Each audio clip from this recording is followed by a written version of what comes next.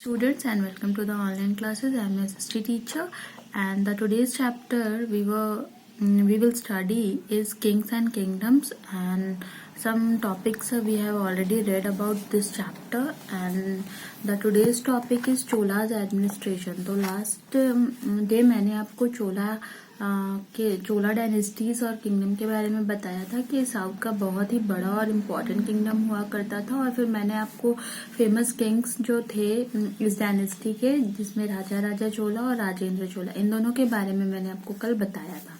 तो आज हम चोला का एडमिनिस्ट्रेशन देखेंगे, किस तरह से ये किंगडम को चलाया जाता था।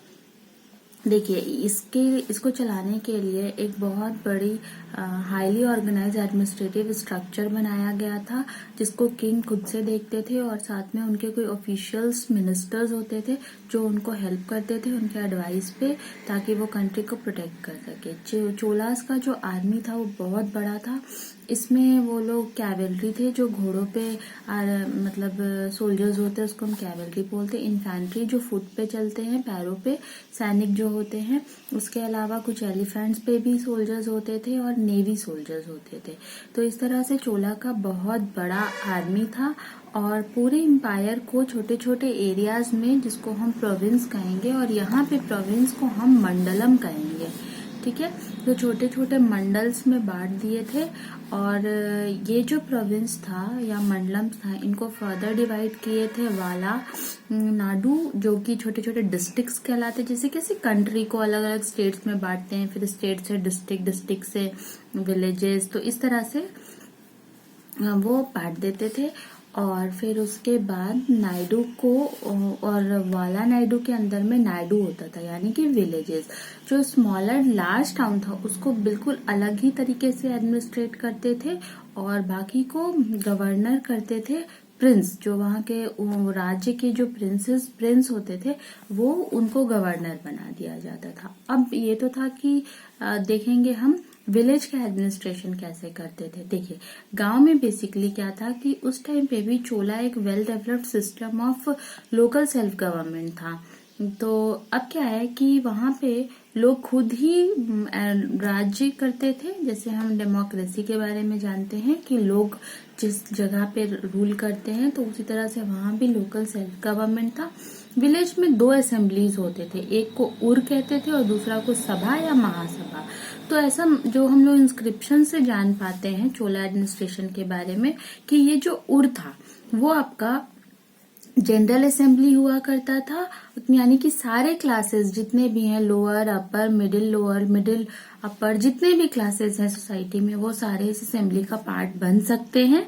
और जो ये आपका दूसरा असेंबली था, यानी कि महासभा, वो ब्राह्मण्स रूल करते थे वहां पे, और ब्राह्मण्स का अपना एक बहुत बड़ा सोसाइटी में ऊंचा औहदा हुआ करता था। और ये जो राजा होते थे वो ब्राह्मण्स को लैंड ग्रांट करते थे, और आप जो भी सेटल मतलब डिस्प्यूट्स होते थे उसको ये लोग मिलकर सेटल कर लेते थे। अब अगर हम एक इंस्क्रिप्शन है प्रांतकाज, ये इंस्क्रिप्शन आपका उत्तरा मेरूर एक जगह है, जहाँ पे लिखा है चोलास के विलेज एडमिनिस्ट्रेशन का पूरा फंक्शनिंग कैसे होता था।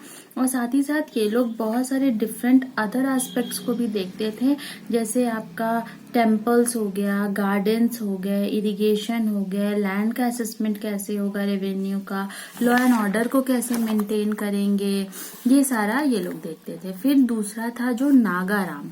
तो नागाराम, जैसे नाम से ही सजेस्ट हो रहा है कि ये was an assembly found in towns and cities, कि जो असेंबलीज टाउन और सिटीज में मिलते थे उसको नागाराम कहते थे।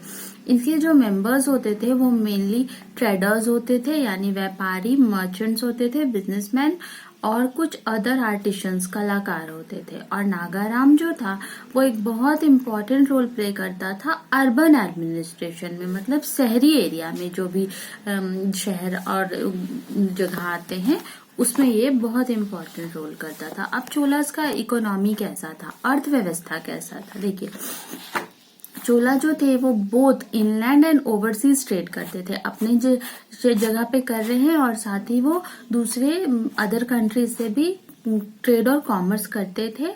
और जो कोरोमंडल कोस्ट है और मालाबार कोस्ट है, ये सेंटर था उस टाइम पे ट्रेड करने का साउथ ईस्ट एशिया का। To fix the government share of land revenue and elaborate land survey was carried out. और गवर्नमेंट का जो एक शेयर था उसको ये लोग फिक्स कर दिए थे और इस तरह से फिर वो आगे फर्दर अपने ट्रेड को बढ़ाते थे। टैक्स को कलेक्ट करते थे टोल्स पे और professions and from the plunder of neighbouring territories. और इस तरह से जो अलग अलग दूसरे पड़ोसी राज्य होते थे उसको ये लोग अनेक्स करके लूटपाट करके इस तरह से टैक्स को कलेक्ट करते थे।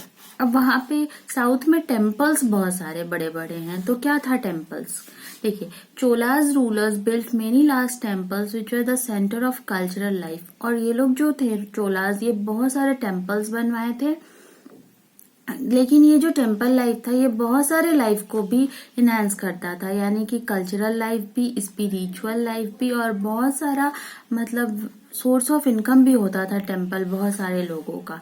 तो they served a place for other activities with ceremonial dances performed by devadasis. और टेम्पल्स में कुछ लेडीज डांस करती थी जिनको देवदासी कहा जाता था। टेम्पल में प्रिस्ट लोग का अपना अलग रूम होता था और ये लोग फ्री रेवेन्यू जनरेट करते थे और इन लोगों को डोनेशन वेल्दी मैन से मिल जाता था। वेल्दी मर्चेंट्स टेम्पल के नाम पे डोनेशन दे देते थे। टेम्पल का जो लाइफस्टाइल था वो बहुत ज्यादा ही साउथ इंडिया पे बेस्ड था और जो बिल्डिंग्स थे वो एक बिल्डिंग के अलावा एक और रूम बनाया गया था जिसको हम लोग गर्भगृह कहते थे। और ये गर्भगृह बेसिकली मतलब डिटीज, भगवान का जो रूम मानते हैं वो होता था। तो ये टेम्पल्स थे। अब चोलास का क्या इंस्क्रिप्शंस था, चोलास भी इंस्क्रिप्शंस लिखवाते थे। तो वो अपने इंस्क्रिप्शंस में क्या लिखवाते थे और उनका लैंग्वेज और लिटरेचर कैसा था ये मैं आपको अपने नेक्स्ट वीडियो में बताऊंगी।